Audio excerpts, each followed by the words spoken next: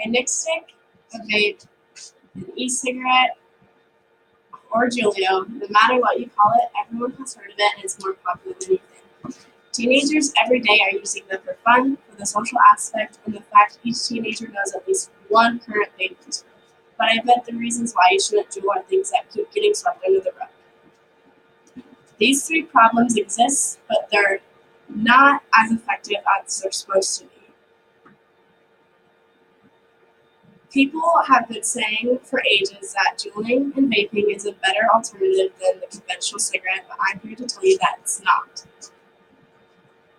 The health risks coming from vapes are serious and they can be physically damaging to you, and nicotine can affect your psychological thinking for leading to years of addiction. So vapes are currently being marketed as a trendy, cool alternative than conventional cigarettes, and they come in numerous shapes and sizes, but the most current and popular one would be the Juul.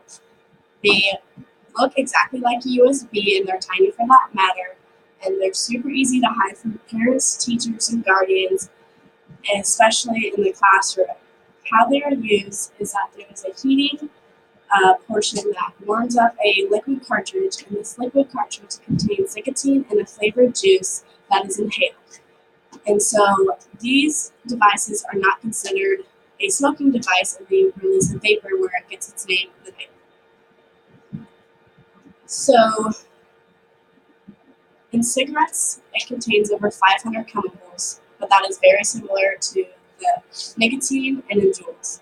In Juuls, they contain fewer toxic chemicals than cigarette, but however, they are not regulated or monitored. According to the FDA, have been known to detect levels of known carcinogens and potent chemicals.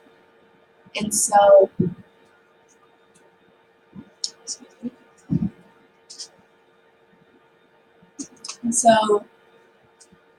these chemicals are very toxic to your body, and they have been led to cause cancer. Formaldehyde and benzene have been detected in these type of devices, and benzene is actually found in car exhaust. The physical assets of yourself can be actually really damaging. According to a journal published in the Pediatric Journal, there's an 18-year-old that was diagnosed with hypersensitivity pneumonitis after she started vaping weeks earlier. She was put onto a breathing machine for a few weeks until her lungs fully recovered from vaping due to respiratory failure. Another study that was done by the American Chemical Society found that nicotine is possibly damaging to DNA. They did a vaping session on 5 individuals before and after 15 minutes. And so they found in their saliva a toxic chemical that has been known to damage DNA, and that's called acrolein. That is also the chemical that is used to flavor the juice, and so acrolein is very damaging to you, as it can lead to cancer. Cigarettes have been around for a long time, and e-cigarettes have not been around for a long time, meaning that study and research has not been available for Juuls or vapes or e-cigarettes, just like cigarettes have been done. And so this epic phenomenon has only occurred within the recent years. Cancer takes years to develop, with research coming in 15 to 20 years from now, meaning these hidden risks can be there up until your 30s. And so the psychological damage to your brain that is done when you use nicotine is serious. And so nicotine is taken as a way of action. You hit the Juul and you get the feeling of being buzzed. And so the brain builds synapses between different brain cells, and they're like little bridges. Synapses are built when you learn a new skill, when a new memory is created, or an action is learned. And so with this action learned by hitting a nightstick, That is a way of leading to years of Staff, addiction. again, sorry for this interruption. Just like the previous announcement said, all evening student activities and practices are canceled. Also, staff, if you do not read your email, all staff, once buses leave, are encouraged.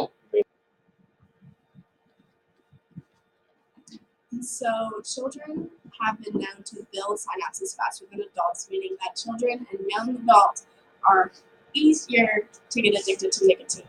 So that leads to years of addiction, and it could turn to many different problems with your lungs being affected just like secondhand smoke would be for the conventional cigarette. So to finish off, do not forget about the health factors that you do when you do take that hit of the nic stick. A Juul and an e-cigarette device is not better than the conventional cigarette. Your body will thank you for staying away, and nicotine is an addictive agent, and that is not a myth. So teenagers every day are using them because they have many flavors, because they think that it won't damage them. But the truth is, you don't even know the risk if many studies and published this haven't even been given yet. And so